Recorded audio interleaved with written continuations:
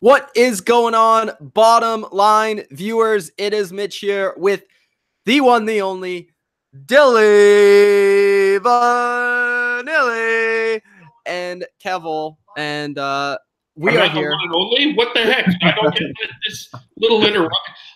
No, Kevole, you know what, Kev? You're giving me this sass today, and I don't like it. Okay, Kevole? I see that you're dressed up. You're ready for the occasion. You got the little bow tie on. Mitch, look. It's the ambulance calling for you. he's talking to his agent there. The guy's brutal. Look at him. All right, he's got the bow tie. I see his Seahawks lost last week. He shouldn't even be all high and mighty. But we're here for week number 10. I understand he probably still leads the team in picks here, but we'll get into that in just a second. Whoa, we'll talk about that. We'll talk about how maybe Dilly Vanilli took a strong lead in the first place. Maybe Kevole really slipped up last week. We'll have to find out. But week number 10 is here. Week number 9 featured some of the most anticipated games of the NFL season. We saw the Green Bay Packers and Aaron Rodgers take on Tom Brady and the Patriots for the second time in their careers. So that was awesome to see on Sunday Night Football, although the game was a little bit underwhelming because the great Patriots came out on top in convincing fashion. And of course, we also had an LA Rams, New Orleans Saints game, which did live up to the hype. Very good game. Although the Saints did kind of smoke them in the first half, the Rams made a comeback and made it interesting. This week, we do have some interesting games. Maybe not the level of those games, but we do have some very interesting games nonetheless. And that starts off on Thursday Night Football with Carolina and Pittsburgh. Arguably the best game of the week. And it's on Thursday Night Football. But before we get into that, Monday night's game, I think that's going to be an incredible classic. The Monday night game? Yeah. Two great teams. Oh, yeah, for sure. Yeah, I mean, whenever you got Nick Mullins Woo! taking on Eli Manning, I'm still not sure which quarterback's better in that game. We'll have to see. Anyways, before I was so rudely interrupted by Kevole, we will get to Dylan's breakdown of our picks so far this year. And how did we do last week, Dylan? So last week was an interesting week. We came off of huge week 8. I mean, it was impressive for all rounds. But this week was a little bit of a downer in terms of our picks. I went 9-4, and the boys, Kevole and Mitch, went 7-6 respectively. So we have a mix-up here. We have an interesting 1, 2, and 3 here. Myself and Kevole are tied in picks now. Kevole and I are 85, 47, and 2 after Kevole has lost the last couple of weeks. And Mitch, 1 game behind. I know he did talk a little trash about me being in last place, but, I'm just going to put it in there. He was 84, 48, and 2. So it's really competitive, but we have a shakeup in the top spot, which is very interesting going into week 10. Okay, so hold on. Lucky. What are our records again? Myself and you are 85, 47, and 2. And Mitch is 84, 48, and 2. I am believing that the only one that of NFL Network that is ahead of us is Cynthia Friedland. Is that the analytics girl? Yep. Wow. That makes sense, to be honest. It's impressive. And I did say, like, last week or the week before, when I checked ESPN, we were smoking those people. So I'm just saying, guys, if you want to get some good picks, especially the ones where we feel confident, I'm not trying to boost our self-esteem here or anything, but we're pretty good at picking these games. I mean, if you go toe-to-toe with us, we'll take you down. Sports Fury. Anyways, we'll get into the picks right now, starting off with the Thursday Nighter, which I just introduced us as if we're going to get all the games right, but I'll probably get this game wrong. Who knows? This is a tough game. I don't know where to go with this one. This is one of the toughest ones of the week. We have the Panthers traveling to Pittsburgh to play the Steelers, a Steelers team that's red hot. They've beaten a whole lot of crappy football teams, but they've still beaten them, and they've beaten them convincingly, while the Carolina Panthers equally have beat a lot of crappy teams, but have also beaten them convincingly. They both convincingly have beat the Baltimore Ravens in recent weeks. And there are two teams that I think have two very compelling offenses. This season, both quarterbacks playing very well. Cam Newton is playing like his MVP form from 2015. We see a new offense in Carolina. Norv Turner is balling with the play calling. And Ben Roethlisberger, he's starting to connect with Antonio Brown again. That's nice to see. Really, those two have taken over in recent weeks. Juju has been a little bit quiet, but he's hopefully coming back this week for a big performance. And of course, we know the guy that I ridiculed before the season, James Conner, as Dylan likes to say every single chance he gets, right. He is playing very well. So well that I literally forgot Le'Veon Bell was an NFL player. So in this game, the Panthers, the Steelers, the way I break it down, and the team I am picking is surprisingly the underdog, the Carolina Panthers. Yes, I am taking the Carolina Panthers on the road to beat the Pittsburgh Steelers. The biggest reason I am taking the Carolina Panthers is because of their offense and because of the playmakers on their offense. When I look at the Steelers' defense, even though they've played very well as of late, their strength is to stop the run up the middle. It's to overpower teams, and it's to be bigger than teams and just tougher than teams. When I look at the Panthers, they've been a lot about speed, getting to the edge, making plays with the football in their hands, reverses, read options, just a lot of different things with Christian McCaffrey with the ball in his hands, Curtis Samuel with the ball in his hands, DJ Moore with the ball in his hands. Then they'll hit Funchess. Then they'll hit Olsen in the middle. Cam Newton is playing really well. No interceptions in the last 4 or 5 weeks. So I really like the Panthers. I think this is going to be an upset. I think they'll win by less than 4 points. It might be a field goal somewhere in there. It's going to be a really close competitive game. I think it's going to be high scoring. I could see Big Ben Roethlisberger picking apart the Panthers secondary. But I think that the Panthers will be able to establish their pace of play, hit those underneath routes, get the Steelers moving side to side effectively, and use their speed and playmaking ability with the ball in their hands to ultimately win this football game. And I think Cam Newton on the last drive of the game will take the Panthers down to score. So I'm going to go with the Panthers to win this exciting Thursday nighter. Dylan. This is a tough one. This is one that in the pick'ems and here in the pick'ems that I do in Sports Fury is one I've been juggling with for a while looking at some of these games.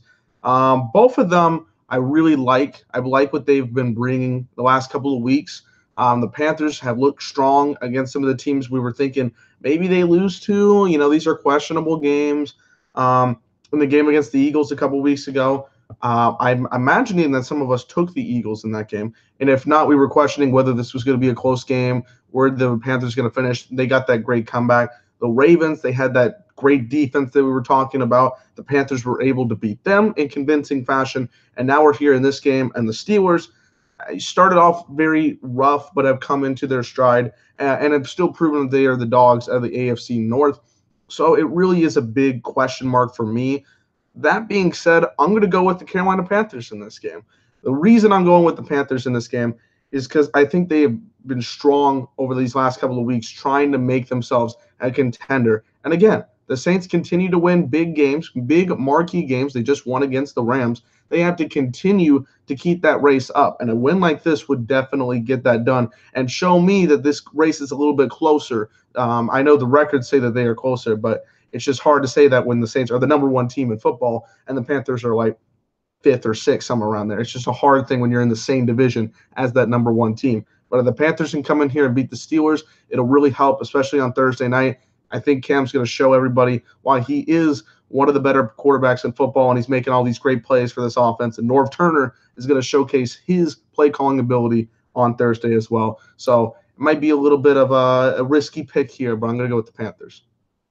I'm also going with the Panthers. Well, there you go. Everybody. Wow, I'm shocked. It's a tough. Not about Kevole because he hates the Steelers, but in general, all three of us taking the road team on Thursday Night Football against the Steelers. Yeah, I think it is. Yeah, explain why. Well, I actually look back. You look back at that Baltimore game at home, not last week, because I thought the Steelers played really well last week. But I think that the Carolina Panthers are going to give the Steelers defense a lot of problems. I'm still not sold on this defense for the Steelers. I mean, they've been playing better, but I think Christian McCaffrey is going to have a really good game, and I think Cam is going to be tough to stop. And Ben against elite quarterbacks is 5-12.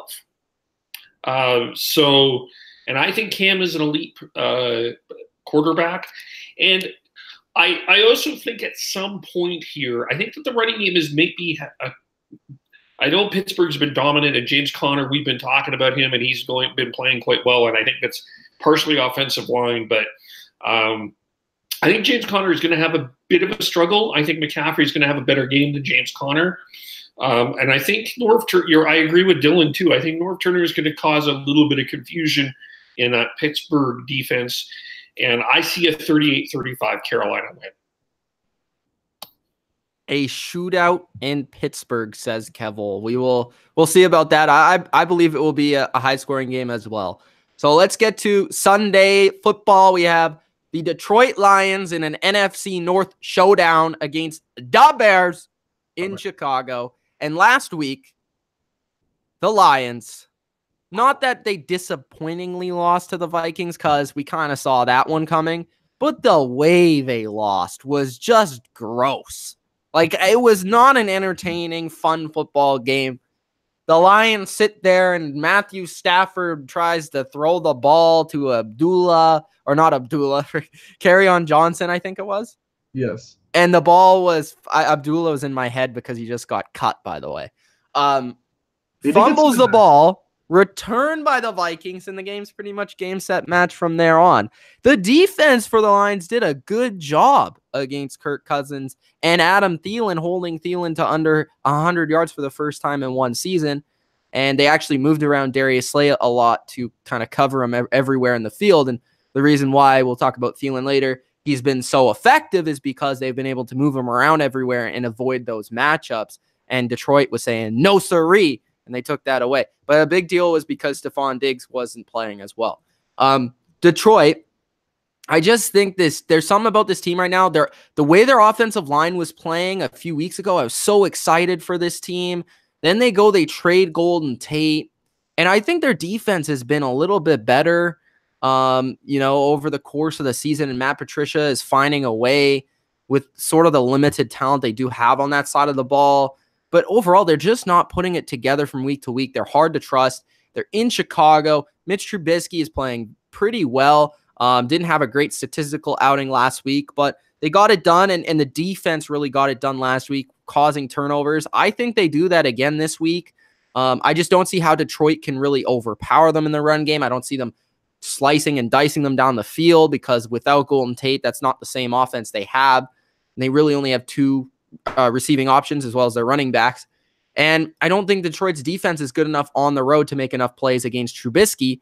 So I see Chicago winning this game actually pretty comfortably. I'm going to say like 27-17, something like that for the Bears. And I think the Bears, over this schedule right now, they're really playing a lot of teams that they can handle. And I think this is another team they can handle, and they're getting closer to a playoff spot. Dylan, what do you think about this one? The Matthew Stafford, Kerryon Johnson, pitch back got me chills of the Reggie Bush 2005 National Championship game. It was scary. I didn't like that play. I know this is a regular season game, but it was a bad play. One of the worst all season. Seeing what the Lions are doing this year is really confusing, because one week you're like, wow, this team can really come out here and impress. They got to win against the Patriots. Their defense was looking better. Everything was looking like it could be clicking at one point. And then the next week it's like, oh, well, Golden Tate's been traded, like you said. This team comes out here and pretty much puts on a stinker of a game. If you lose to the Vikings, it's no big deal, but the way that you lose is kind of how it's highlighted. So that was a big loss that I think that they took against another divisional matchup. They're here against the Bears this week, and I think the Bears are just the more complete team. I'm going to go with the Bears. I know they played the Bills last week, and that's a very easy competition, but the way that the Bears defense came out and got turnovers and scored touchdowns again, showed that it doesn't have to rely just on the running back core of Cohen and Howard. They can rely on that defense to play well. And I think against the Lions, it's a really solid matchup that they're going to capitalize on. I'm going with the Bears. Yeah, I'm also going with the Bears as well. I don't know what's going on in Detroit. They actually haven't really looked that great in 2 weeks. Their defense did play better against Minnesota. I agree with that, but their offense is sputtering. It's going to be interesting to see what they do with Matthew Stafford going forward, because you're paying that guy a lot of money, and they're going to be about in the basement. And the Bears are in good shape here to be prepared for they were flexed into Sunday night next week. So this is an opportunity for them to make a statement. Even if the Bears offense doesn't produce, you know that defense is finding a way to score points. 2 takeaway touchdowns against Buffalo. So I feel like they're the more complimentary football team.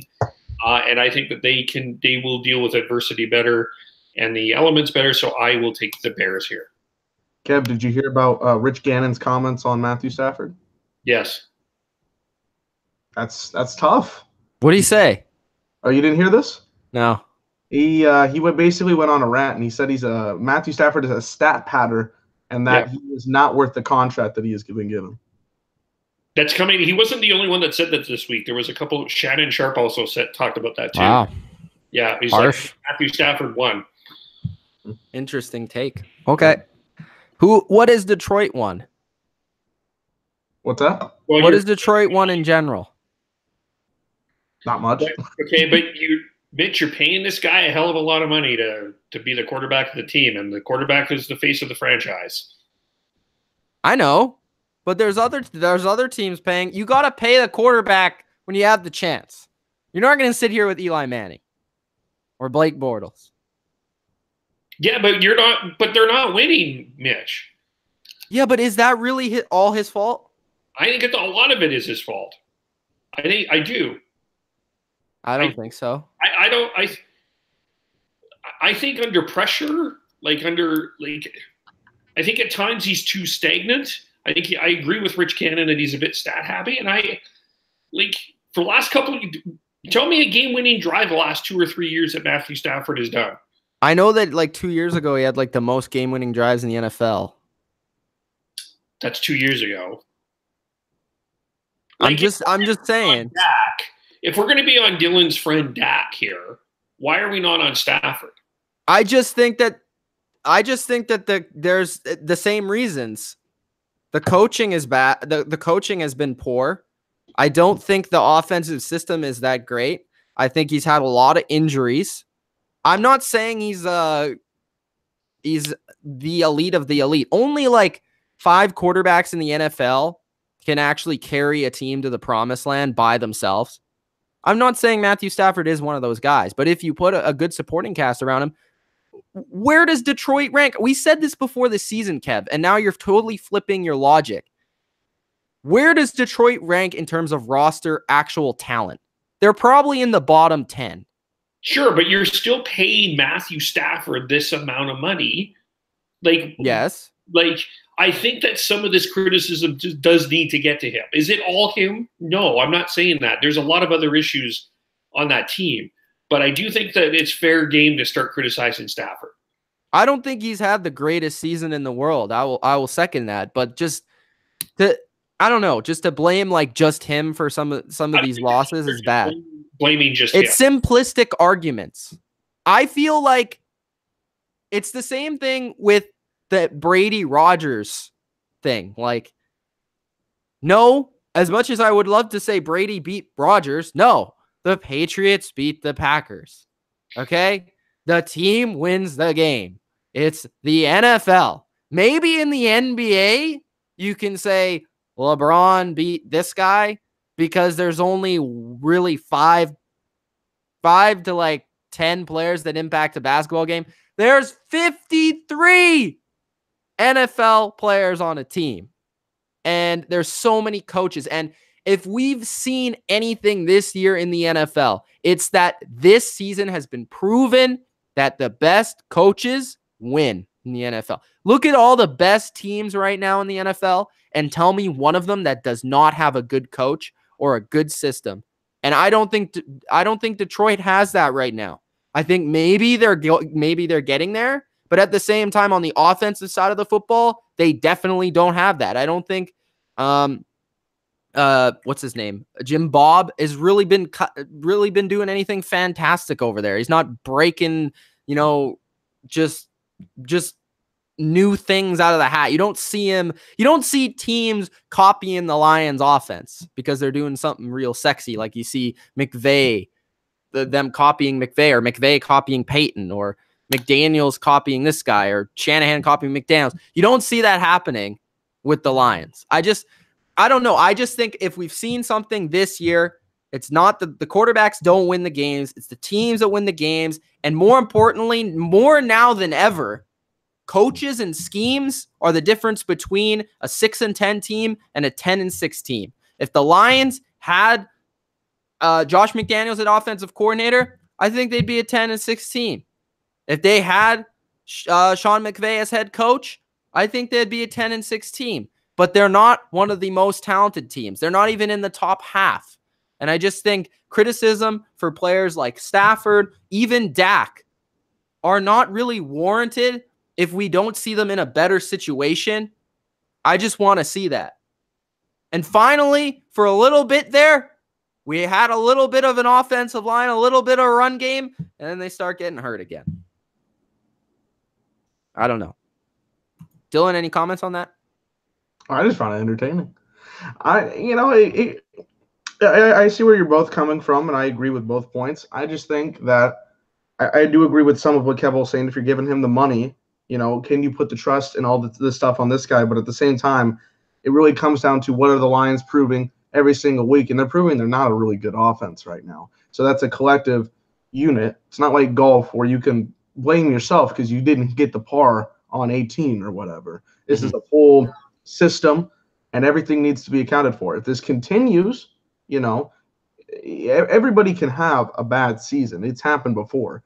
So it is what it is. I don't really know all the stuff with this contract. Like, I don't know off the top of my head. I'd have to look at that. But if it keeps going forward and the issues continue and there's a bigger problem ahead, then it needs to be addressed at that point. But there's a culture problem with Detroit. There's no question about it.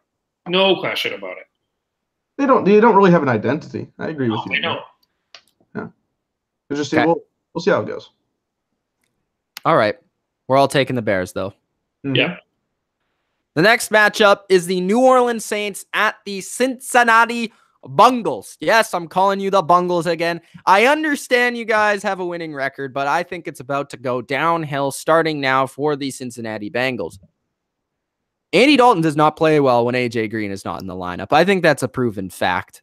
The Bengals are getting beaten up. They're losing players on defense. Their defense can't stop me at quarterback right now. It's pretty disgusting.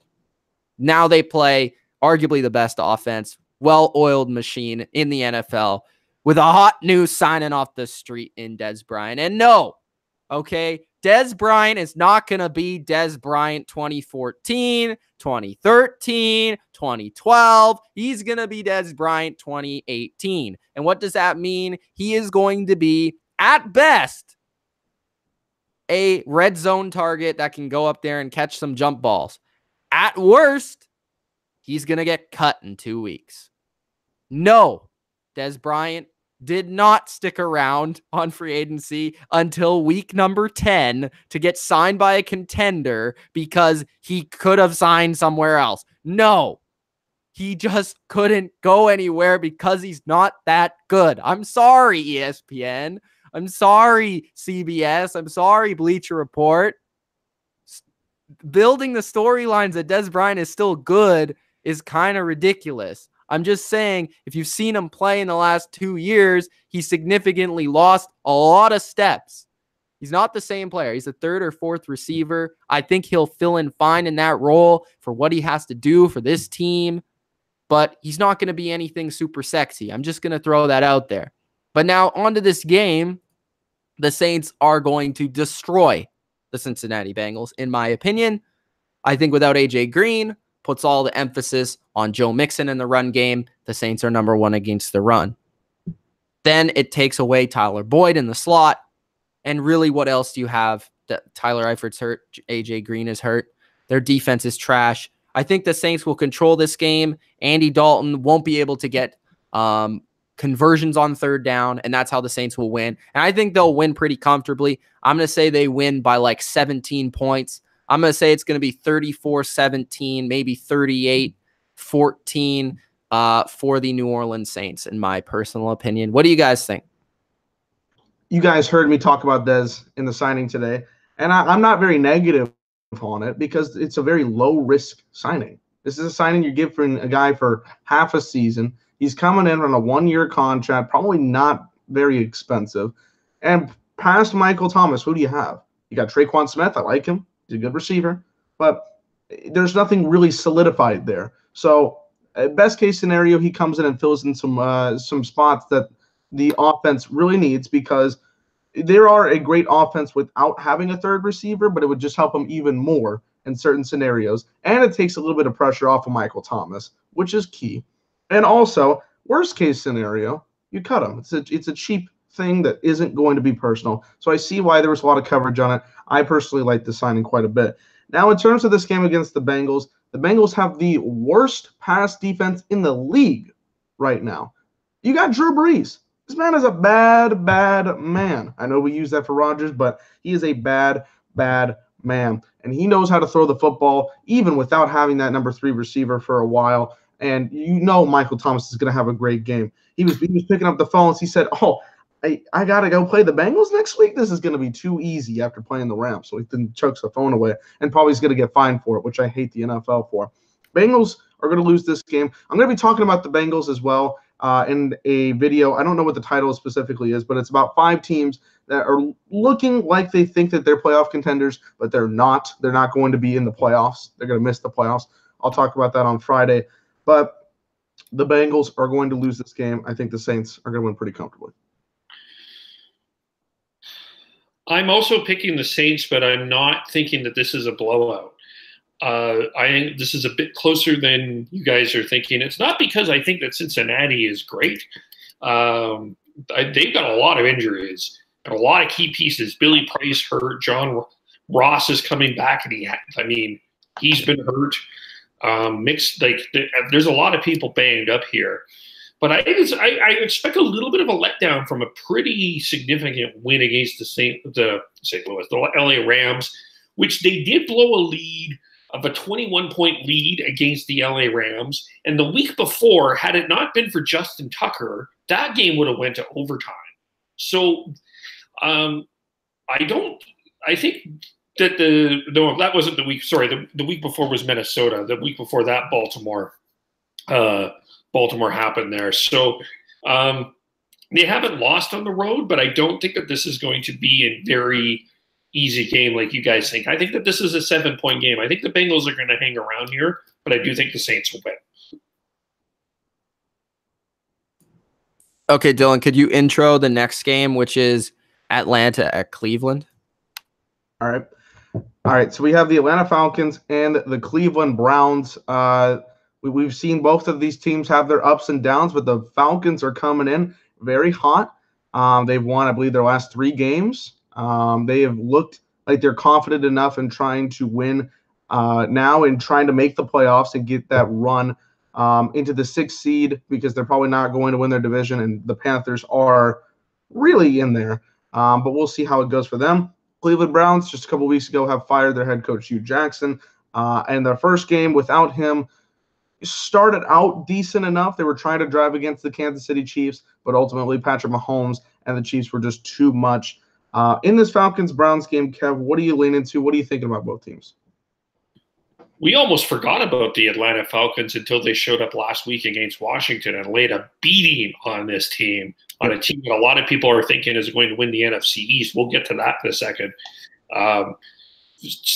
Their offense was clicking. Julio got in the end zone. Mm-hmm. I think that the Atlanta Falcons are a really sneaky team. I think we'll see that later. This is This to me is one of those like if this was Survivor, obviously I would have this as a candidate for Survivor. I'm picking Atlanta. I think Cleveland is just in a complete mess. I mean, Greg Williams and Fred Kitchen don't even get along. They can't find coaching staffs that like I think you guys need to go on like a retreat or something and just get along and shake hands and all of that. We've seen kind of that happen, and then the Giants have lost all their games since they were on the boat. Yes, that's true. That's true. Maybe it's not about maybe not go on a boat, but yeah, I think Atlanta. I think Atlanta is a sneaky little team that is going to cause some problems. This is a team you want to knock out. I don't think you want to. I think this is one of those teams you may not want to see in the playoffs, but this one I think Atlanta wins. Yeah, I agree with you on that. This is a team. I know Ultra's going to get on this because we were talking about, he always thinks that we're hating on them, and then the next week, now we're giving them all this praise.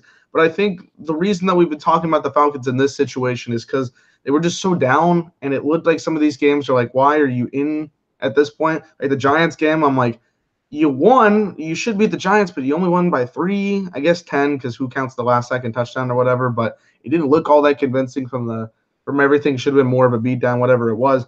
But then last week against Washington, a team we were thinking, this team should be in the top 10. They've been looking good. They came out there, like you said, they thrashed them. They put a beating on the Redskins, and I wasn't expecting that to happen like that.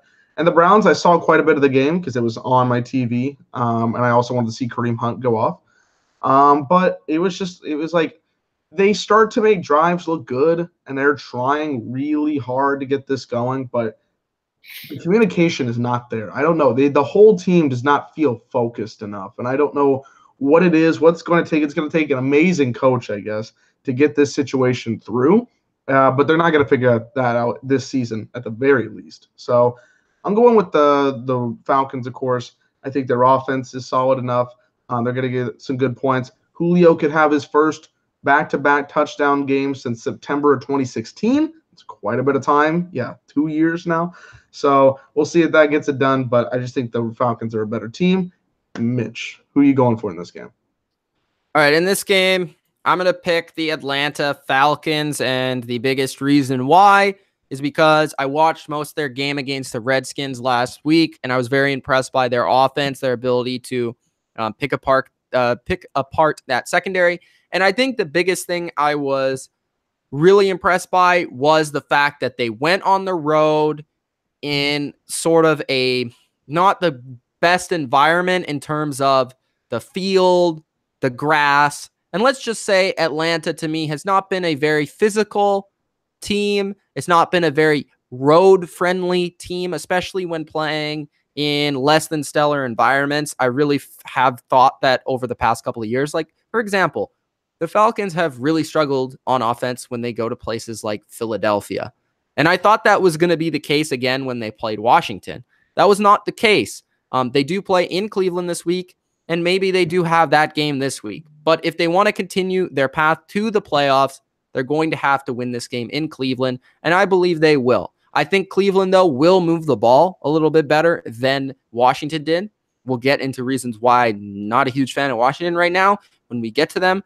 But Atlanta, I think their offense is enough, and their defense is getting a big-time playmaker back in the next couple of weeks. Deion Jones is back at practice, so that's going to be huge for them. And I just think overall they're finding ways to win, and I like them in Cleveland against a team and organization that don't really know how to win. So I'm going to go Atlanta. Dylan, one more game that you can intro, Jacksonville at Indy. All right, so Jacksonville and Indy. This is a really weird and strange game, one that I'm really looking forward to seeing just because of how it's all going to build up to. Jacksonville, they're coming off a bye. This is a team that we've really been harping on for the last couple of weeks. Like, what's going on? What's the issues here? Like, what can possibly be fixed from this situation? We obviously know the biggest answer would be Blake Bortles, but that's not going to happen at least this season. The Indianapolis Colts, they're winning a couple of games. They have the exact same record as the Jaguars right now. And Andrew Luck has been slinging the rock like crazy.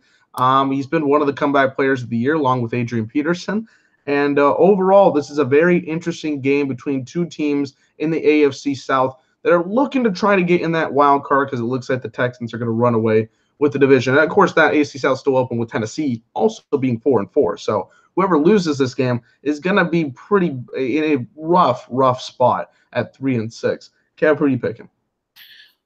I'm actually going with Jacksonville here. Okay. I just think that they're still the more talented team overall than Indy. I know Andrew Luck has been throwing the ball. I think his defense is going to have a better game. They're off the bye. They're off London. They've had all this controversy. I think it's time for them to turn the page. Leonard Fournette might be back this week as well. That's going to be interesting. Still not convinced about that Colts defense yet either. Still think a lot of work. I think the Jacksonville's just the more talented team, so I'm going to go with the Jags here. Okay, interesting. I some of the arguments I agree with, but I'm going to go with the Colts actually in this game. Andrew Luck has not lost to the Jaguars at home since his rookie season. That's one. Two, this is an interesting matchup because we've seen both teams have their low points, their low points, and their high points in the season. But I think the Colts are trying to ride high. They see themselves as a sneaky sixth team, maybe not the strongest sixth team in the world, but a team that can really, throw some people off in a game that maybe might be a trap game, if you will, out there. I think what Andrew Luck's been doing has been really, really solid. He's going to throw the ball a lot. You'll know that. But Marlon Mack has been very good in those last couple of weeks. Also coming off a bye, the Colts are. So we haven't seen them in a week or so. But I think the Colts are they're more on a high road, and I'm going to go with the higher team. And, I just think that Andrew Luck is due for a big win here. So I'm going to go with the Colts. Mitch. Okay, for me, I am joining Kevole because I'm willing to give the Jaguars one more chance. And because the biggest reason is because I think that they're going to get a spark back when they have Leonard Fournette back in the lineup. I do believe he's going to play, and I believe he's going to give them a much-needed spark, and he's going to give them an identity on the offensive side of the ball, and that is a tough, hard-nosed player that can run the football. And really, we've been talking about this with the Jaguars on offense. They don't really have that one true great playmaker. They have a lot of nice complementary players, but with Leonard Fournette, they have a superstar in their backfield that they can rely on and give the ball to. And I think even if he's not 100% healthy, he should be by now, and hopefully he is by putting him out there. But even if he's like 98%, and you're sparing in Carlos Hyde a little bit, that's why you traded for him, and you're being a little bit more smart with the Leonard Fournette situation. I think that's a good thing. And then defensively, I think they hopefully fixed a lot of things through the bye week. I have confidence that this coaching staff, offensively, defensively, can figure some things out from the bye week coming into this week that hopefully can help them turn the season around somewhat into the right direction. I'll give them one more chance here and pick them in this game against the Colts team that, I think they're playing pretty well, and Andrew Luck is balling. But, I mean, when you go man for man, like Kevole said, this is a much more talented team in Jacksonville. So I'm willing to give them one more chance here to prove me wrong or right or whatever you want to say for the Jaguars to win this game against the Colts. Fair enough. Let's get to comments here. We haven't gotten to comments in this video quite yet. Deshaun talking about the Cowboys. We'll talk about the Cowboys. Trust me, we will have a lot to talk about with the Cowboys in that Sunday night matchup. Predators in the chat, what's up? Of course, the fun with the mirror is funny, but everybody's going with the Lion. The Bears are the more picked team, but Trevor's going with the Lions. Top 10 power rankings from Sebastian: Saints, Chiefs, Patriots, Rams, Chargers, Panthers, Texans, Bears, Vikings, and Dolphins. We're gonna talk about that Dolphins. I don't think that's a great number 10 there, but I like some of those teams in there for sure. I think the Saints are the number 1 team in football right now, and I think the rest of the list is pretty good. I don't know where the rest of the guys are. We'll figure that out in a minute. John's in the chat. What's up, buddy? Talking about the Stafford comparisons. Trevor says he's not worth the contract, but Trubisky's a huge stat pattern as well. Interesting. I haven't thought about it that way. Sean says the Packers are going to rebound and beat the Dolphins 27-10.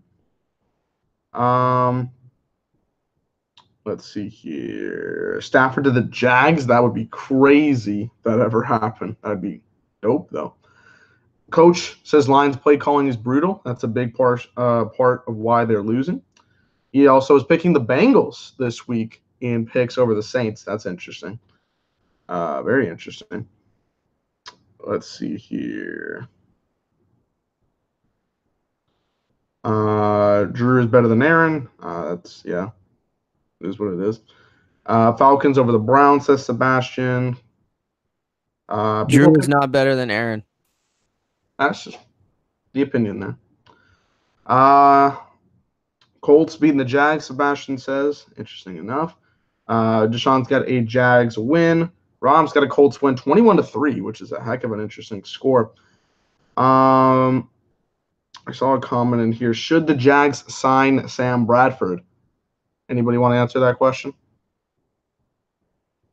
Should the Jags sign? I think he's better than Bortles, so I would probably recommend it. Sorry, guys, I'm just having to deal with like 2 or 3 different things.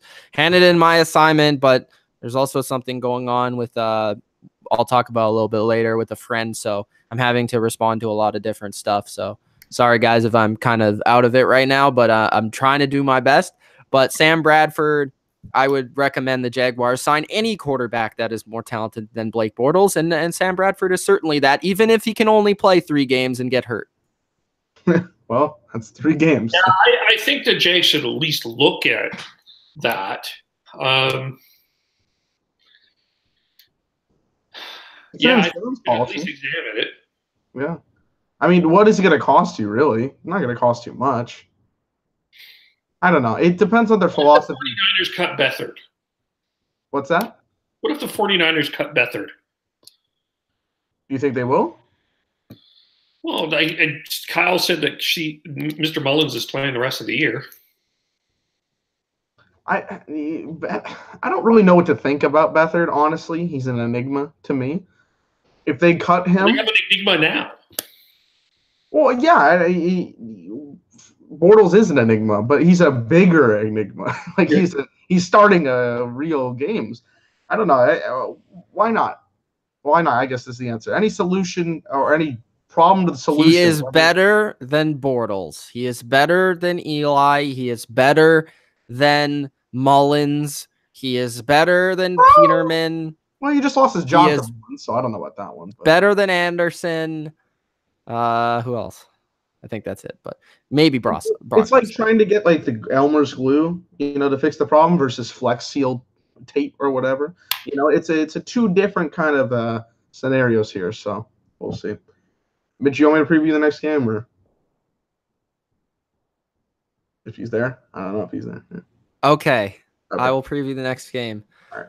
The next game is the Arizona Cardinals at the Kansas City Chiefs, and this will be a short preview for this one because the Kansas City Chiefs are putting them up and smacking them right back down. They're absolutely destroying football teams right now, and that's exactly what they should be doing because, those Patriots are right on those heels, and they need to keep getting victories because they need home field in the AFC playoffs, just as the Patriots do. And when you look at the Arizona Cardinals, they are pretty bad. I know their defense has performed up and down throughout the course of the season and has kind of kept them in it. But their offense, I like the coaching change to my boy Byron, but I just don't know if it's enough to make this game competitive.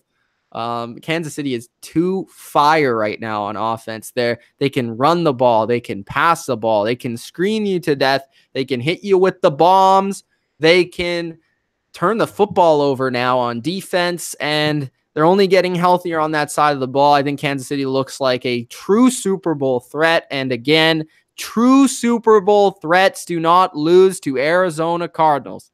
So I'm going with the Chiefs to win by 20. Mahomes is great. Kareem is fantastic. The guy's putting up numbers like it's nothing. Tyreek Hill is crazy. Everybody on that offense is getting it done. Kelsey is great. The defense showed up in big ways last week and forced some turnovers. Not the greatest team in the defense in the world, but against a poor team, an even poorer team than the Browns, I think they should win this game pretty easily. And, yeah, that's all I got to say. I don't really have much to add. Kansas City should win pretty handily here. Yeah, their offense is great. Yeah, I mean, unless they change the rules and Patrick Mahomes can only throw left-handed, then maybe Arizona has a chance. Maybe. He did convert one first down with a throw with the left hand. I mean, he did. Yeah. Or if all the, like the end of the first half when he had to spike the ball and they called it intentional grounding, if that's made illegal like every play, then they're screwed. But, yeah. I also do want to bring up, I think KC's defense is starting to play better too, which is helping. So, agreed. Let's see if he comes back. I know he's very busy. What? No, you were. Go ahead. I was just getting. What do you want me to say? No. I'm just saying. Go. I didn't know if you were going to go to the next game. I didn't know if you were. We're just waiting. Okay. All right. The Buffalo Bills at the New York Jets. This is a game that honestly I won't be watching because these are two putrid offenses that just love to turn the football over. And Dylan, how come Mr. Cowherd hasn't recently gone on his little show and his podcast or whatever he calls it and talked about his big, trunky California kid who throws 4 interceptions a game? Why doesn't he do that? Because he's not very good. And he can't defend it anymore.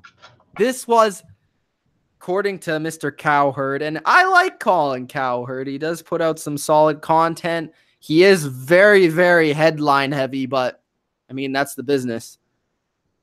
Sam Darnold's the next Andrew Luck. Sam Darnold's this, Sam Darnold's that. I think he's looking more like the 5th best quarterback in the draft, where myself and Dylan ranked him. We'll see if that improves.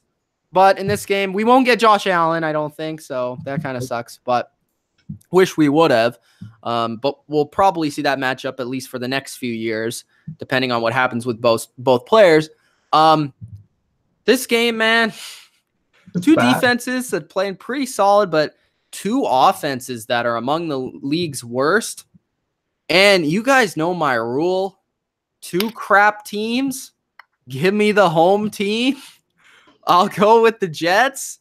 And I guess they'll win by like 2, I'll say. They'll win by a safety because that's the way this game's going to go. It's going to be 9-7 Jets. Dude, this is so sad. This is a sad state of affairs. We're not getting Sam Darnold, which I didn't really want because he's not a very good quarterback and he's been playing awful lately. We're not getting Josh Allen, who I still don't think is very great, but at least for the Bills' offense, it'd be some spark. I mean, oh my goodness. Is Anderson still hurt? Like, is he healthy? Anybody know the answer to the question? Is Peterman still starting? I think he might be. Yeah. That's so sad. He had 100. How do you allow this man to play? There should be a rule that this guy. I would rather start Kevol's bow tie than this man. The Bills. This bow tie can throw a football. Yeah. The Bills fans are starting a GoFundMe to get him out of the league. Like, hey, just go retire, okay? They'll save your money. And by the way, Peterman threw 189 yards and 3 picks last week, and his passer rating went up. How is that possible? It went up by almost 10 points because I believe you. I mean, he rushed for a touchdown. I think that was the biggest thing is he rushed decently well. The defenses I feel bad for because they're both pretty solid defenses, all things considered. But I'm going to go with the Jets just because I think there's more. I think Isaiah Crowe will have a better game. Is that the answer you want? Like I think the defense is going to throw one big play to give the offense an easy touchdown in the win. Apparently, McGowan is playing. Who? McGowan? Josh McCown? We all have to get someplace. Whose ad is that? McGowan? Who is McGowan? I don't even know what team you're talking about. I don't know which one for that. Are you talking about McCown? Josh McCown is starting for the Jets. Is Darnold injured? Yeah. Oh, you didn't know this? Yeah, he's out. He has a bone bruise in his foot. Really? When did that happen? Yeah, he has a boot. But it doesn't matter. You're not watching the game anyway. So no, I said I'm not watching the game, so I don't really care. But honestly, I think McCown might be better. I think this just helps my pick. You guys realize what he did last year, right? Before he got hurt. He was balling. Except for that interception against the Dolphins. He got paid for that. Other than that, he was pretty decent. Yeah. All right. I'll take the Jets again. Kev? I'm going to go with the Jets here, too. I think that the score is going to be 3-2. I don't think it's going to be 9-7. I believe it's going to be 3-2. We're going to get a rare 2-1 score. Okay. Rare. Yeah, the CFL Rouge will get into play here. Yes. I just and I will say, Kev, just to cut you off, if the Jets are actually starting a quarterback named McGowan, I would not be surprised. I was like, I think you're talking about McCown, but I have no idea. Well, that's what Coach keeps saying because he doesn't know how to spell names. He says McGowan. Oh, okay. They're not starting McCown. They're not starting Josh. They're starting someone else. They're not starting McCown? They're not starting McCown. I heard that they're starting. So it is McGowan. It could be McGowan. It could be in a special. I don't know who the Jets who is starting. Kev's bow tie? He's really getting a chance? Probably my bow tie will start in this game. Yeah. I just think the Jets are just the more talented team, though. And if you're starting Nathan Peterman, forget it. Forget about it. Yeah. I'll be back. All right, Kevole. We go on to the next game, which might be a little bit more exhilarating because it has a little bit of a quarterback who played for both the Jets and the Bills. Oh. A little bit of Fitz magic, baby. Fitz magic and the Tampa Bay Buccaneers will take on the Washington Redskins at home in front of the pirate ship. Mm-hmm. And this is an interesting one because when you look at Tampa Bay and you compare them to Atlanta, they both have bad defenses. Atlanta's is slightly better and was pretty good in containing Washington's offense. But Tampa Bay's offense is balling just as heavy as Atlanta is.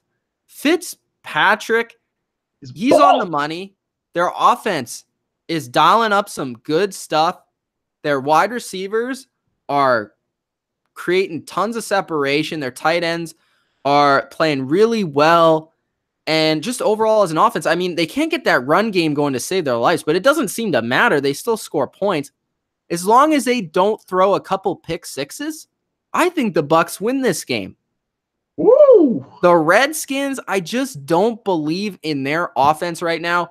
Their offensive line's beaten up, and that's the biggest reason. If their offensive line is beaten up, and this offensive line can't stay healthy from year to year, this team can't stay healthy from year to year. All Gruden was talking about, and not John Jay, during the offseason was the Redskins being a healthy football team coming in this year and staying that way.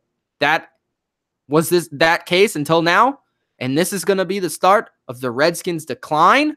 I think we're going to see a certain bird fly to the top of the NFC East very soon, and I think the Redskins are going to fall because of these injuries. They cannot afford injuries to their offensive line. The reason they're winning games is Adrian Peterson, that running game, the power up front, and their defense. And with Fitzpatrick, the way he's throwing the football, those receivers against a secondary in Washington, there's a reason why they traded for Clinton Dix. Their secondary is their weakness of their defense. They can stop the run up front, but that doesn't really matter against Tampa Bay. So I think Tampa Bay is going to win this game in a little bit of an upset at home against the Redskins for the start of the Redskins' decline. The Panthers were up 35-7 against the Bucs, and the Bucs scored 3 touchdowns to make it a compelling game. Like, people will be like, that's daunting. Nobody's going to try to take on that task. But when Fitzmagic is hot, he is hot. Okay? It sounds like we're stealing each other's things. I'm picking the Bucs. The Redskins really disappointed me last week. I'm thinking the defense is going to be there. They're going to show up to this game. Let's see what AP can do. And I still love AP. Don't get me wrong. He's my favorite running back of all time. But, you're looking at this like, man, this is going to be something solid. And we're putting them very near or in that top 10 conversation. And then, boom, just hits like the worst power ever.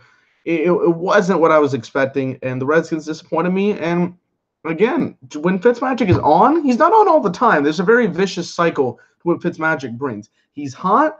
Everybody gets overconfident about what Fitzmagic can actually do, then struggles, and then really struggles, and then loses the job, and then it gets the starting cycle all over again.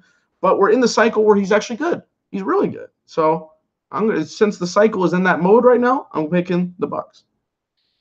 I don't know why you guys are reading my mind. But I'm also picking the Bucs at home. See, Kev, you think you're reading my mind, but it's really the issue that I keep sending you guys my emails to my picks and how the show's gonna go, and you just straight up steal them every time. We got notes for this, bro. My notes right here. See those notes? Those notes? Yeah, those notes right there. I'm everything off the dome, bro. I don't read those. I don't read those notes. Right there. Those notes right there. See them?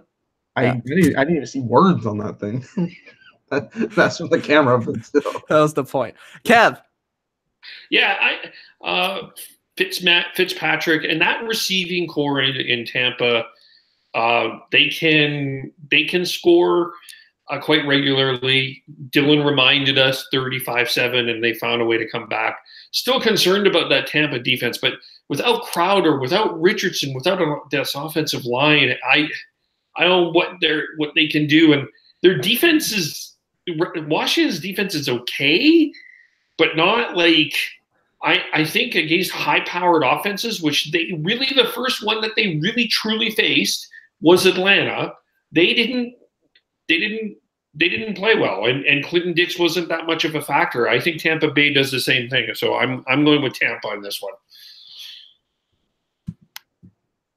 All right. What are we not disagreeing? We've only disagreed on one game, and two of you still. Well, I mean, I guess that's the way disagreements would work. But yeah, we've only disagreed on one game so far. Well, I think we're not going to disagree on this next game. Okay. Maybe. We'll Maybe. see. It's the New England Patriots going into Tennessee. It's Bill Belichick, and this is how long Tom Brady has played.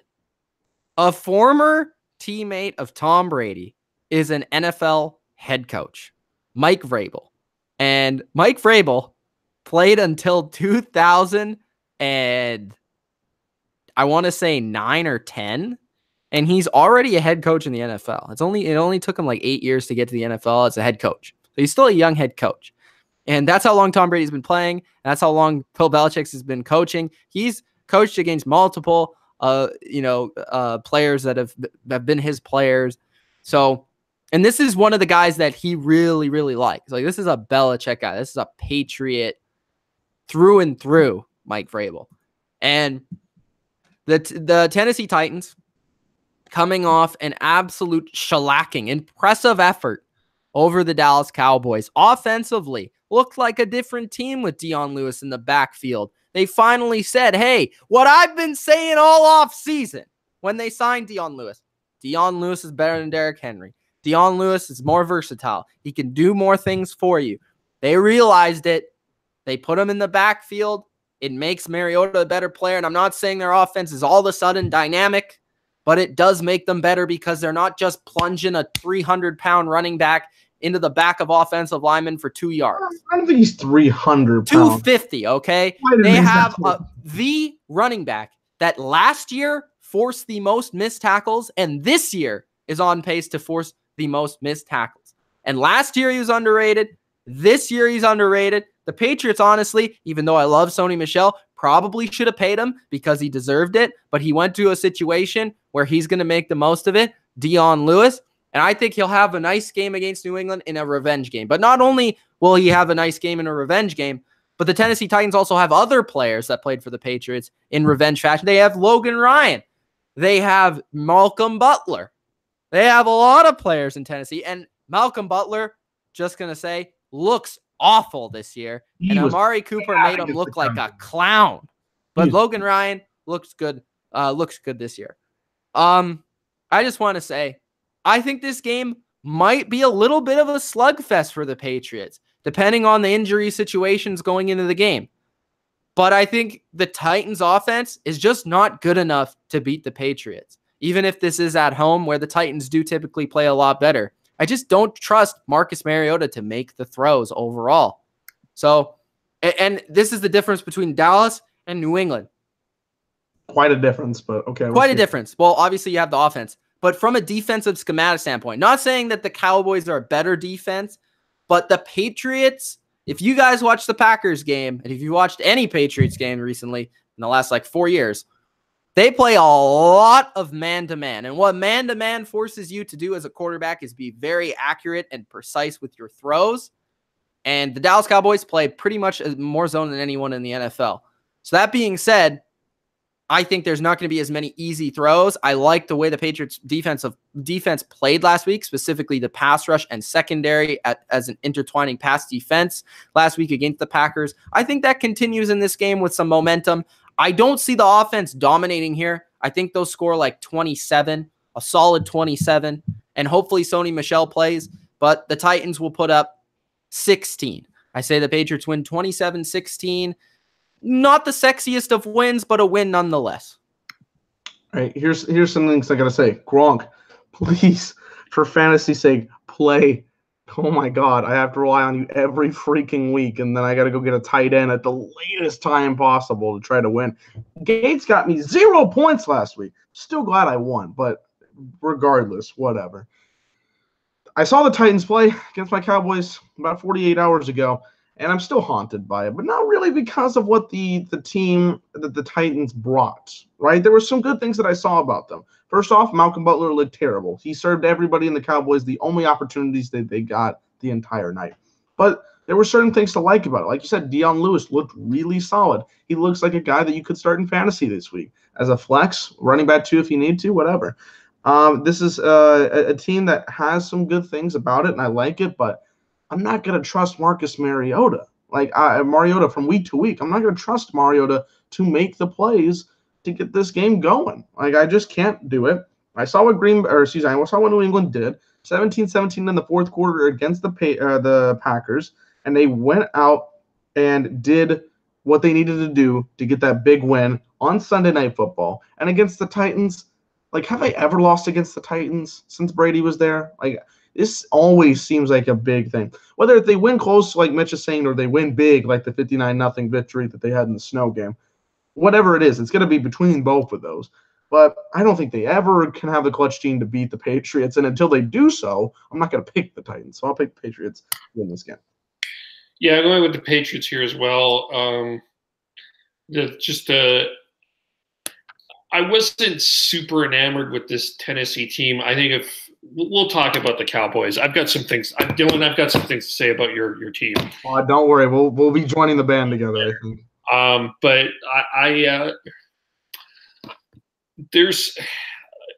I'm not sold on this Titans team to beat a Patriots team that really knows how to win. That's, I think, the lesson that I took away from the Packers game. They know how to win. They know how to create that turnover at that right time. They find ways. Cordell Patterson, a wide receiver, can somehow be a running back. They find ways to do different things.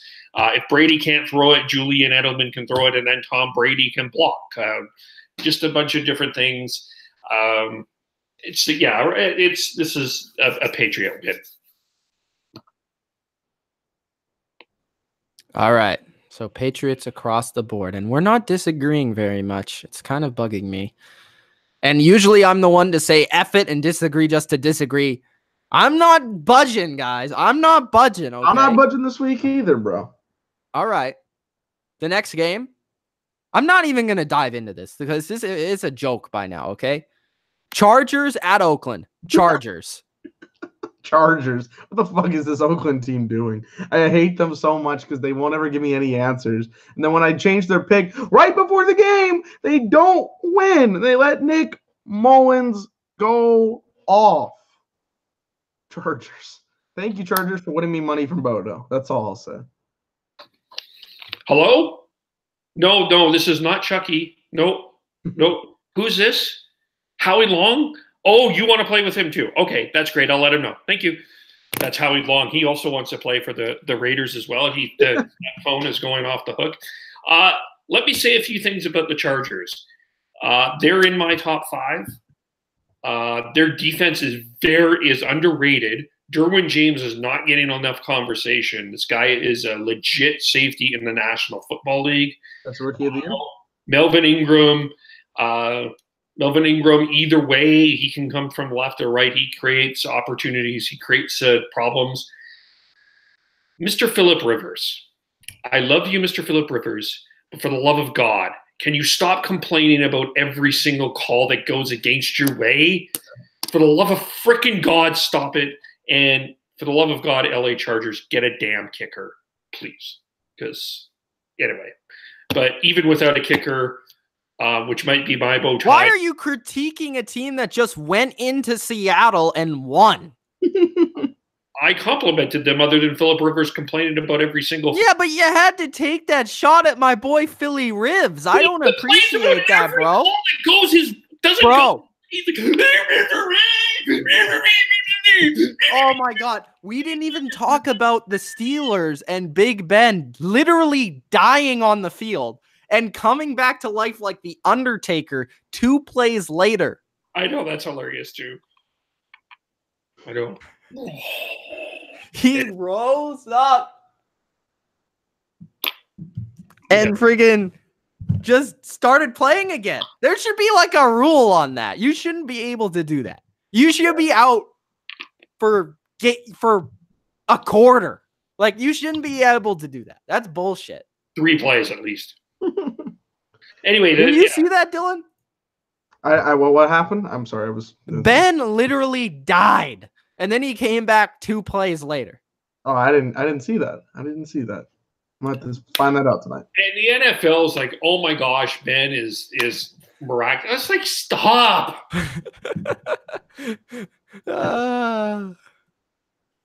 Good stuff.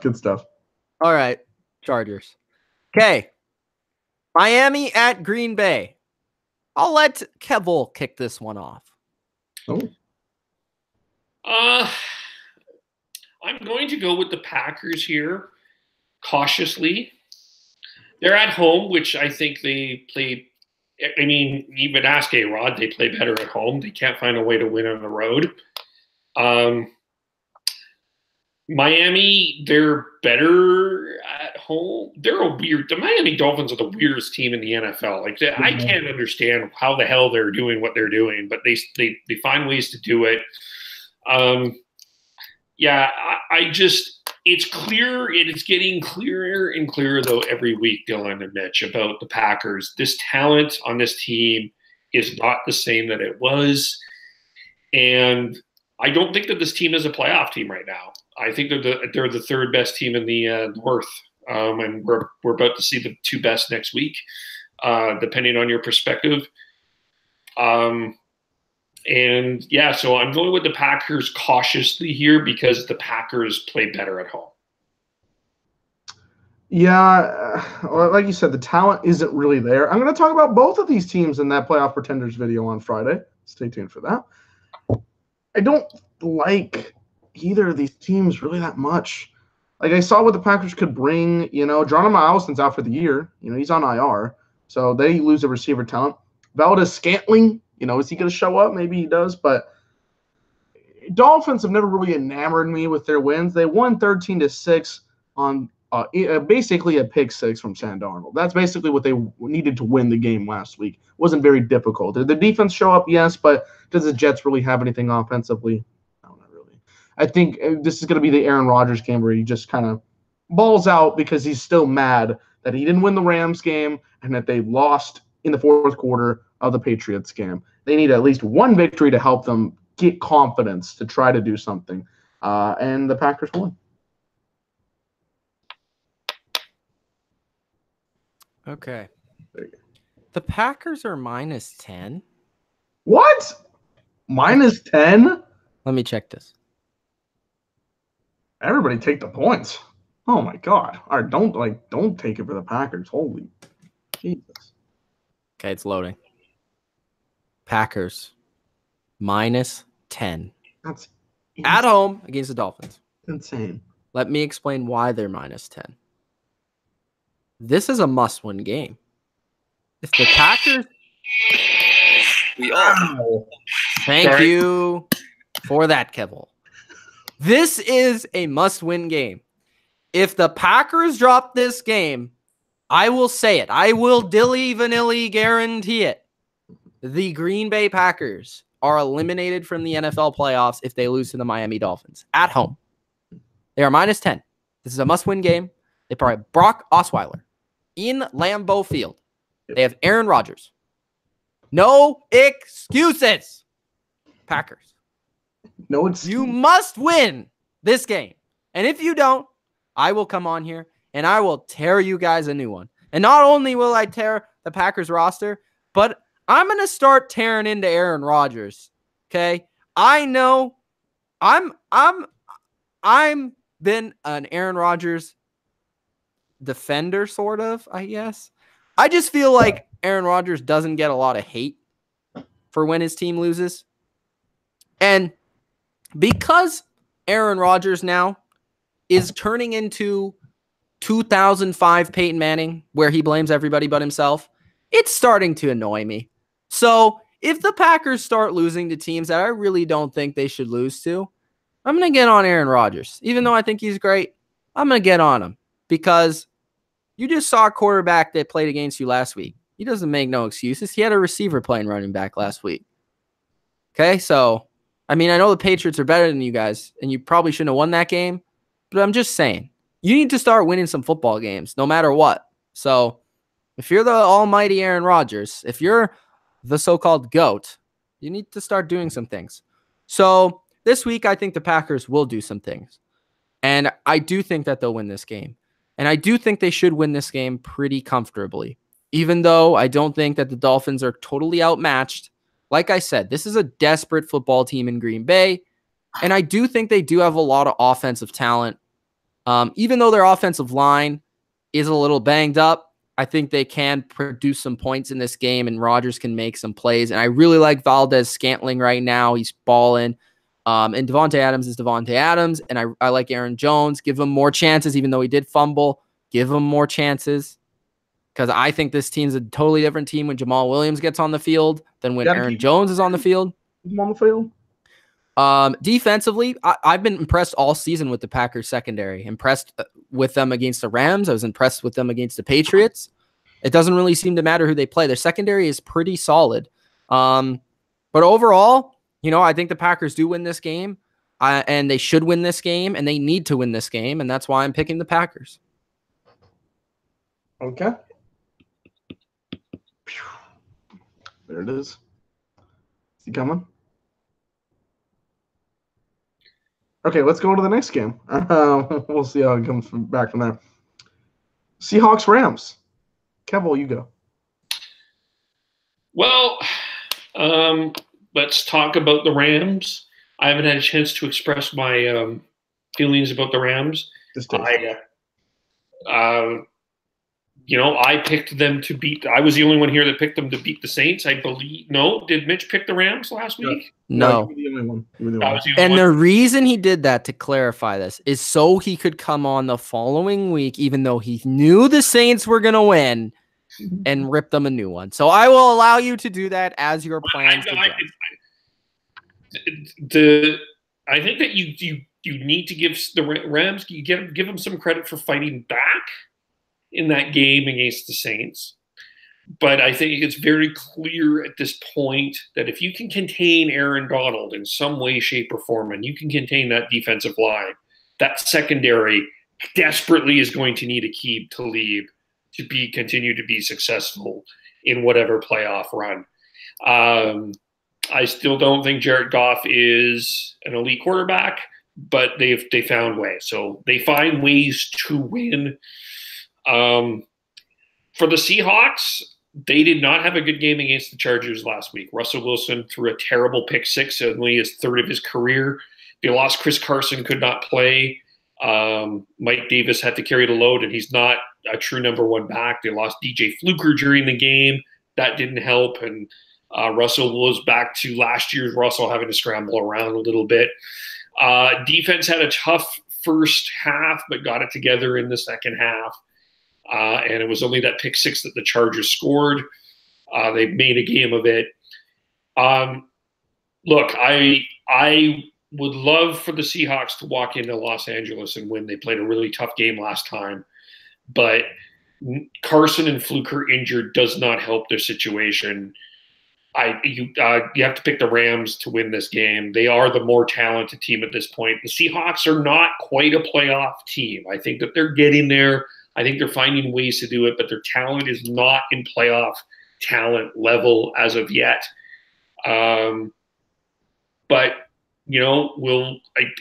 it's going to be tough. This next month is going to be interesting. But I'm not that I did not pick the Seahawks to be a playoff team, so I would love to. I think that they're going to make it tough on the Rams. It's going to be a close game, but I do think the Rams are going to pull it out at the end. Kev, when you make these comparisons about the Rams, right? They are not strong enough, right? It was against the Saints, and this is the Seahawks.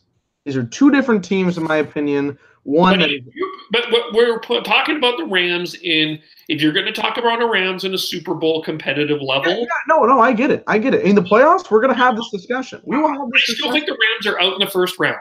I don't care if they get the number one seed. They are a first round eliminated team. Right? And that's fine, and we'll talk about that in January. But this is a game against the Seahawks that I don't think that they will lose. And given that moment, we'll talk about that. Whoever their first round opponent is crucial. Well, maybe even second round if they get the second seed, whatever it is. The thing is that the Seahawks came in. I was the only one to pick against the Seahawks last week, and the Chargers proved me why they're a top 5 team. The Seahawks still have a lot of questions. They will be in that video I talked about on Friday. Might have just revealed all top. I don't think the Seahawks. I don't even think that you should consider a Seahawks a playoff team. I think people do, though. I think people think that they should be a 6 seed. I know. That's why I'm going to talk about them on Friday, because I don't think that they are. And I will explain why on Friday. Watch the vid, Kev. I think the Rams are a better team. I know that game that they had earlier in the season was really competitive. It was a fun matchup that it took the Rams a lot to get that victory, and they played a lot of close games this year. But I think the Rams are just going to take it. I think McVay realized we had a damaging victory against the Saints, and if we lose a second in a row against a divisional opponent who really wants to win this game, it's going to be a hard press to get to the end of the season trying to make the playoffs. Like, they'll make the playoffs, no question about it, but it'll be hard pressed to keep that vibe, that energy going that they had beforehand if they lose a second game due to this divisional matchup. So, one with the Rams. If Carson and Fluker were playing, I would give the Seahawks a better chance. I'll tell you that. The Seahawks are a different team without Carson.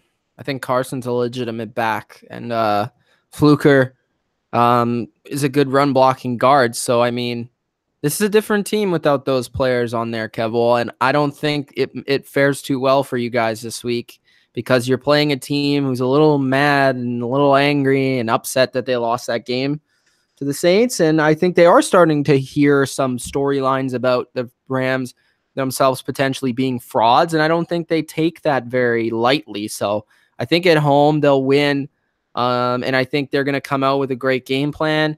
And I'll say the Rams win 31-20 over the Seahawks. And just to add to that, I don't think I came away as down on the Rams as a lot of people, because they had a couple areas in that game. Like in the first half, they had a situation where it didn't go their way, and maybe if that fake punt was a little or fake field goal, is it fake punt? Fake punt? Oh wait, no, field goal. Was it a fake field goal or punt? It was a fake field goal because we were talking about they left points on the board. If that would have went a different way, this game could have been different. And I think that their first half kind of got away from them. The Saints pounced on them. But they came back, and they were almost right back in that game. Like, they could have won that game. So, and I think if maybe they extended that game by a few minutes, the Rams could have won that game. They had the Saints on the ropes at the end of things, and that was for the first time in a while, the Saints were playing in a hostile environment on the road against a legitimate Super Bowl team. And I think the Rams needed that. So I think they learn from that more than anything. And I think they take that to the playoffs. I think that helps them as a team. But I think that the Rams are still a legit Super Bowl team. I don't know if they're a one and done. We'll have to see about that. And we'll talk about it when we get there, as Dylan says. But I just think that that's a learning experience for them. I expected the Saints to win, and that's what happened. And I do think the Rams will end up getting the first seed because the Saints have a tougher schedule down the stretch. And I think the Rams are in the easier division. So I think that's going to help them get that first seed. And even though I think the Saints are probably the better team and I picked them to win the Super Bowl in August, I think that remains for me right now. But I still got to say with the Rams, they're in a good position right now. And yes, they lost a game, but everybody loses a game. So it happens.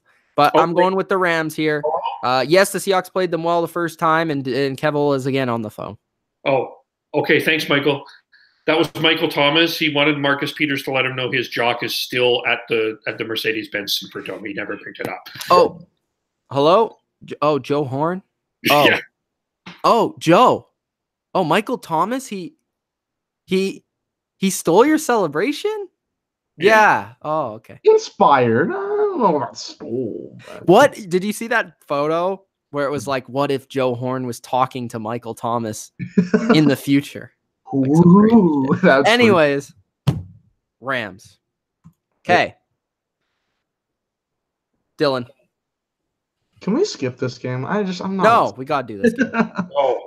Okay, here is what I'm going to say about this, because I ranted not long ago. I'm still not recovered from that rant, guys. You were damaging me, okay? What did I talk about Monday? There's five. First of all, Troy, since that video, Troy Aikman, has said they need a complete overhaul, and it's true. But here's 5 reasons why the Cowboys are not winning. Coaching. Coaching is terrible. Until Jason Garrett gets fired, they are not going to win football games. They're not going to win meaningful football games. 2, ownership. Jerry Jones, I said it before, is a very harsh comment, but we will not win until Jerry Jones dies. 3, because he will not leave. He will not leave. He is a freaking, Supreme Court judge who will not leave until they die.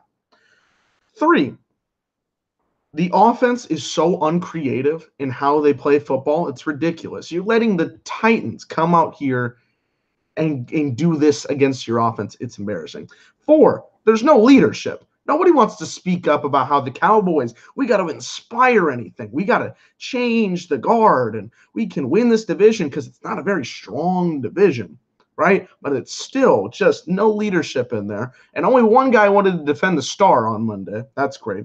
And 5, there's nothing that changes. Everybody wants to stay in the same mentality. I talked about on Monday, there needs to be change. And what do? They back up what they did on Monday. How can you back up a performance that was so shit that everybody saw it on national television? They saw how Dak threw an interception in 2-on-1 coverage when he had 2 men in the middle of the field open for a touchdown. They defended him after fumbling the football when all you had to do was throw the ball away in the crucial situation. You were tied at halftime, 14-14. It's not a difficult situation. Go out there and win games. But the 3rd time this season where you should have won a football game, you lost it because you don't have the mentality to win big games. And again, you continue to defend your actions like you are the greatest that has ever lived, when you are not. You are in a division that can be winnable. We saw what Washington did against Atlanta. It wasn't impressive. The Eagles, who I think will win this division, are still 4-4. If you won the game on Monday Night Football, you're 4-4, coming into a situation against the Eagles where you're taking over 2nd place in the division. And if you win that game 5-4, you have high expectations going forward to try to win the division. You're 3-5. You're playing in Philadelphia. You're playing a team that's coming off a bye and it's looking stronger than you are. They just acquired Golden Tate, who dominated the Cowboys the first time around earlier this season as a Detroit Lion. And that's why we were very close into losing that game 26-24. That was the final. And you don't understand what to do. You had Ezekiel Elliott go for 96 yards in the first half, and you gave him 6 touches in the second half. 1 touch in the fourth quarter. How does that make any sense? You see how Dak is struggling out there, and you decide to give the guy that has the most talent on the offensive side of the ball nothing.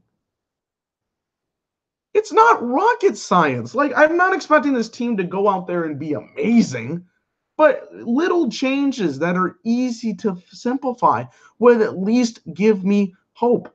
And again, this is the same bullshit I say with the Cowboys. Either tank and tell me you're a really bad team, or tell me you can win football games. You play this middle game where you don't know where you really are, and it really annoys me because in 2015, I'm like, I know this team's bad.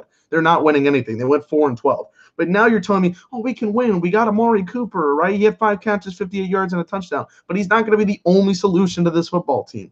So lose and show me you're a bad team, or go and win football games. Don't give me this middling shit. I'm picking the Eagles because they're the stronger football team, and they have more heart and more respect for the game that they're playing right now than the Cowboys do. Dylan. Yeah. Do you realize that Amari Cooper could end up being a top 5 first-round pick? Yeah, I know that quite. I legitimately don't think the Cowboys will win more than 2 games the rest of this year. I legitimately think that this is a 5. I have a friend at school who said before this week the Cowboys were going to make the playoffs at 10-6. And I laughed at him then because I didn't believe him. But I said, like probably 8-8's realistic. But then after this game against the Titans, I looked at the schedule, Kev, and I agree with you. Like 6-10 is going to be like the record. Like it's rough. Like this Dak is not a legitimate NFL quarterback. Like, wow, that is far. He's not there. He overthrew, like, and it's obvious the way that they game plan, because Amari Cooper, Amari Cooper run a route more than 10 yards? Their receiving core, who is this Isley? He wears 11. He's a SoundCloud rapper. He's a great rapper. By the way, he's going to be gone next year. I have a strong feeling he's going away next year. Dak or Cole? Beasley. Cole Beasley. But I think the worst thing of all against the Titans, to me, was how abused they got on the line of scrimmage on both ends. Offensive line dominated them, and the defensive line ripped into them. I don't want to miss this point, Kev. This is very important to me. Connor Williams is getting schooled every game, and the teams have figured out to just line up their best pass rusher over Connor Williams every game. Well, he's hurt, so he's not even playing. He played last game. He's out for 3 weeks. Okay. Well, I don't know if that will improve anything, but I'm just saying. No, it's even worse. And Sean Lee's out 4 to 6 weeks, so that's great. If it was me, I don't know how well Cam Fleming looks as a Cowboy, but I would move him to right tackle, Collins inside. I would as well. It suits both of them better, honestly. Yeah. But I don't know. This is going to be a blowout. This is going to be a very bad beating. The Eagles are going to make a statement here. And actually, I think that in a lot of ways, you should hope that this becomes a 5-11 team, because this team does need to clean. We don't even have a first-round pick, so what are we doing? I'm going to bring it up. No one else has. Should Troy Aikman run this organization? No. No. Not Troy. Well, somebody else should, but not. I'm not a Troy guy. But it's like great player. Don't think he should be in the front office. Well, John Lynch got in there, but I just this is as bad of a Cowboy team that we have seen in a really long time. I got a couple points to make. I agree with Kevole. I think this game's going to be a blowout. This reminds me of the game last year that was on. Remember when I kept saying this game's going to be a blowout, Dylan, but you didn't believe me? That game? It was Sunday night. And this is Sunday night this year? Yes. It's in Philadelphia. That game was in Dallas, I think. Yeah, it was in Dallas. It's going to be maybe not as bad as that, but it's going to be similar, I think. I think this is, and part of it, I don't think part of it's going to be the Eagles, but part of it's going to be the demoralized Cowboys. Like, it's going to be just a complete shit show, I think. I think this is going to be a game where it's just going to be Cowboys fans are going to sit there and be like, I know this is just the team right now, and they got to change it. And I think a big thing that's going to hold back the Cowboys, and it's been holding them back, Jerry Jones is the reason why the Cowboys won't get a good coach. Yeah. Because not only will he not fire Jason Garrett, but let's say he does fire Jason Garrett. Good coaches want control of the franchise, and a good, smart coach is not going to sign as the Cowboys coach. You are going to have to get the bottom of the barrel or people from your own organization to become your head coach, because they do not want to deal with Jerry Jones. Even though they've been doing well drafting, they can draft some good players. You know, they haven't had good track record with free agency recently. They just don't sign free agents. They have trouble really dealing out contracts to their own players. And Jerry Jones has too much control over the franchise. A good coach is just he's just not going to want to deal with that. You're not going to see, we saw reports this week about Josh McDaniels again wanting to consider other jobs. Trust me, he's not considering Dallas. No.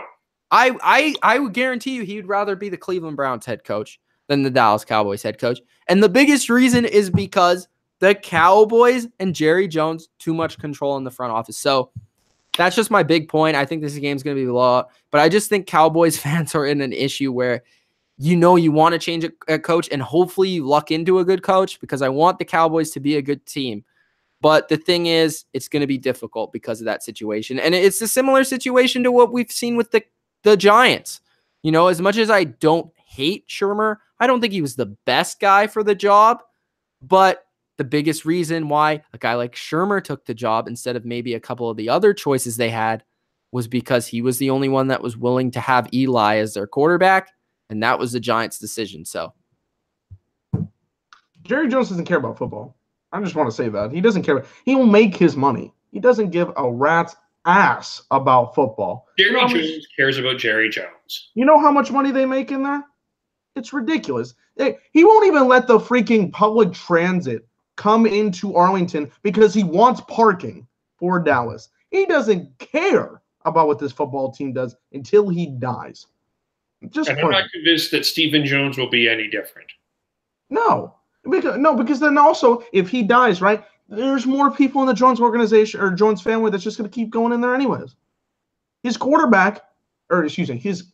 grandson is one of the bigger high school quarterbacks right now, and he's getting a lot of offers because he is Jerry Jones's grandson.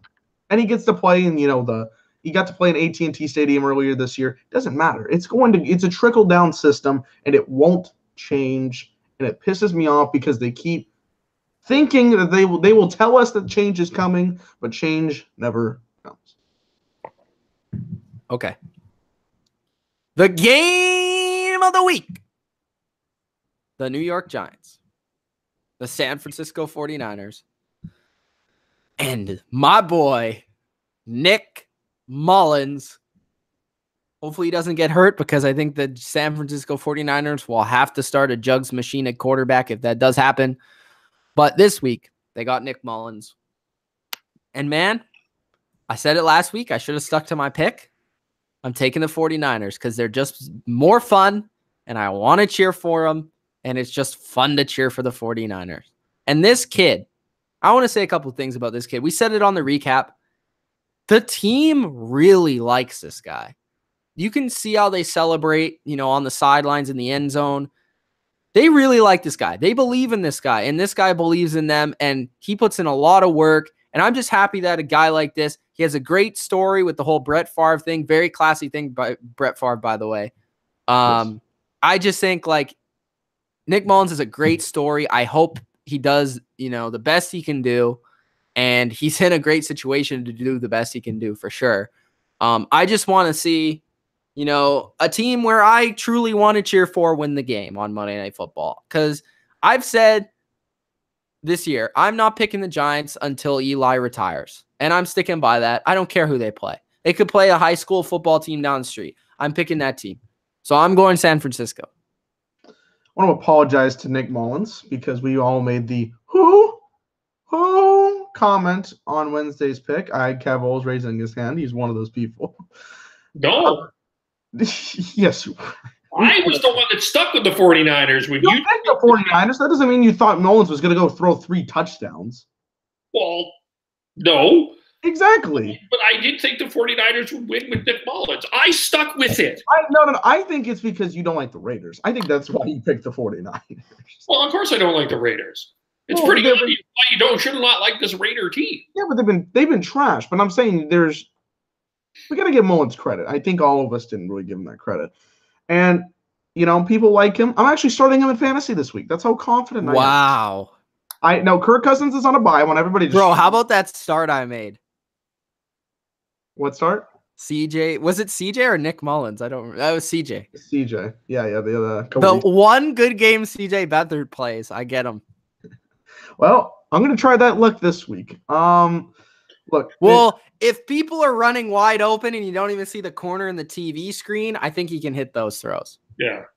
Oh, for sure. And the thing is that Mullins is going in the situation, like you said, it's a great situation. They played the Raiders last week. They're playing a terrible Giants team. Well, I still put no, actually the Raiders are worse. Second worst team in football. And they're coming in to Monday Night Football. Who made this game Monday Night Football? I get it was made before the season, but can we please flex games into Monday Night Football later on? I know it's a bigger I don't understand it. It's a bigger struggle to do it on Thursday, I understand, but please change it on Monday Night Football. Oh, my God. This game's going to be awful. But I want to cheer for the kid. It's good to see that we have something to cheer for. And I like what he did last week so much that I'm starting over Dak, actually. So I'm going to pick the 49ers. Giants have no fight. And the little Kyle 5 also, I'm cheering for him too. I other than Nick Mullins, which we talked about, and he's an undrafted quarterback, picked ahead of Beathard was picked ahead. Was picked ahead of Nick Mullins. Just sit there. Beathard was too. I do want to say I do think Saquon and OBJ go off, but they still lose. Yeah, this will probably be a high-scoring game because of that, because of what you mentioned there. But I just think that the 49ers are a more talented team than the Giants, other than Saquon and OBJ. Mm-hmm. Take that away, but the 49ers have some talent, still have some talent. I think George Kittle is a very physical tight end that nobody wants to mess with. I don't think Richard Sherman has been fantastic, but he's certainly been a good influence on that defense. And I think that they're getting ready for 2019 because when they get Jimmy G back, they feel that they're going to be back in the playoffs, and they're probably going to be a better team next year. And they'll need to make some improvements too. Yeah. But they'll have a high pick, which is going to help a lot. Yep. They can use that on that defense, whether it's an edge rusher or a linebacker or a corner or a safety, whatever they want to do, really.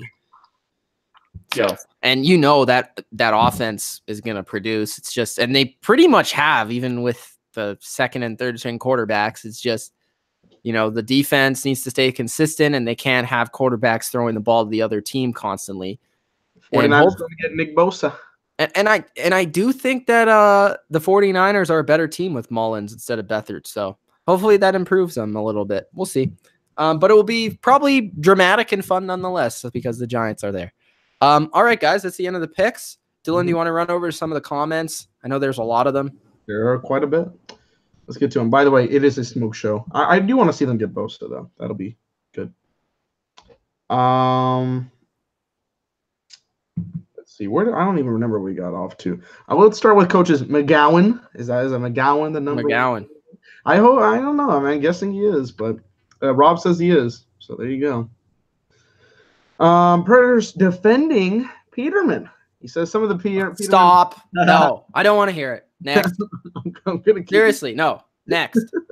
Peterman is the worst quarterback in NFL history. Debatable. He did say at the end of the day he's still no good, but he's just defending a little bit. John with the Kevole for Jets QB job. Get him the job. Get him going. I like it. And also Robot Guy says the bow tie is going to be starting this week. I like it. Good. Sebastian says Redskins are going to beat the Bucs 24-21. Coach is saying that Fitzpatrick is better than Dak. I mean, of course. You got 50. Yeah, you this year for sure. You got to have magic. Question. You know what I'm saying? Have some magic. Deshaun's taking a big Patriots victory over the Titans. I hope so. Chargers is Robot Guy's pick, and those exact same words. Oh no, he's gonna break that. He's gonna break. Charger. He's gonna break his chair one day because he's gonna ramp it up too hard. Maybe in the playoffs, that will happen. Predator hates Jared Goff. That's a discussion. Wow, that's not right. Hates. Very harsh. I only hate one QB in the league, and that's Eli Manning. So it's quite a harsh. People were talking. I don't hate Eli. People were talking about Hawks. Some are saying that they're worthy to make the playoffs. Some saying they aren't. I'll talk about that on Friday. Sebastian's got a Dolphins 27-20 win over the Packers. That doesn't sound very good for the Packers, but that -10 is very sketchy. I don't know, man. I don't know. Vegas knows.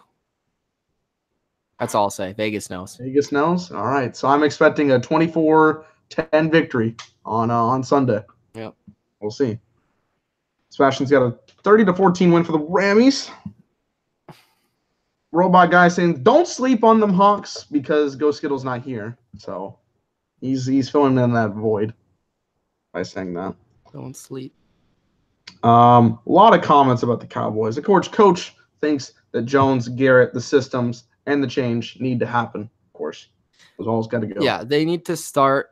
Well, I mean, they're not going to start with Jones, but they need to get rid of the head coach and offensive coordinator for sure. No question. I like how he answers. And I also think the offensive line coach was. I don't know why they ever hired that guy. Like, no, he wasn't very good. He was the Cincinnati old offensive line coach, and we know how bad that line was. But I like how they responded to getting change by firing the offensive line coach. Like, you didn't do anything else. Thanks. I know Mark Colombo used to be the offensive lineman for a while, and he was very good, but thanks. Appreciate the change there, guys. Really needed that one more than anything else on this team. Can't think of anybody else we can get rid of. Tom saying the Falcons ain't making the playoffs. I don't think so either. It's going to be tough for them, but they're like, I'm not saying that they're making the playoffs because they probably, other than them and the Seahawks, I think have the toughest path to get in because the Seahawks are miles behind the Rams and the Falcons are miles behind two teams. It's so really the only options that they have are the 6 seeds. Like if you look at a Bears and Vikings, they can either win the division or get a wild card. People are picking those Niners. Rob's got a 27-10 victory over for the Niners. He's talking about how he's a very cerebral quarterback, which I have not heard the word cerebral since the cerebral assassin Triple H. Not a word you hear very often, but I like it. The game. Who tore his pec, and it looks disgusting, by the way. Those pictures were gross. You can admit that they called last Friday. Last Friday. Stop. Next. And Sebastian's going with a Chiefs upset loss? There ain't no way that's going to happen. Against the Cards? He said 14-7. The Chiefs have scored 30 points every game. What? They've scored 27 points or more every game. I'll say this. The only way the Cardinals win is if the Chiefs have 5 turnovers and the Cardinals score 2 special teams touchdowns and 2 defensive touchdowns. They might win then. I feel like that's I'm going to make a point. pretty harsh. Yeah. Hey, so when the Saints played the Bucs, I joked that the Saints do not attend. The Bucs will win, and the Bucs. That was week 1, though, so I'll give you. I made a joke about the Vikings and the Bills, and the Bills won. I made a joke about Patrick Mahomes in the left hand, so I'm a little frightened. Don't do that. I think if Patrick Mahomes played left-handed, they would win. Oh, that would be. I put money down on that bet. Like, there's no way that's gonna happen. But all right, and that's it for comments. All right, guys. Well, on that note, I hope you enjoyed another week of picks from Mitch, Kevole, and Dilly Vanilli from the Bottom Line View. Hope you enjoyed. If you did, hit the like button. Subscribe to the channel for more. If you are new, we'll see you next time. If you haven't already, follow us on Instagram at the Bottom Line View and follow us on Twitter at Bottom Line View. Also, follow Kevole on Twitter at Kevole and follow Dilly Vanilli at WrestlingGod27. I'm Mitch Milani. We'll see ya. Peace out. Peace.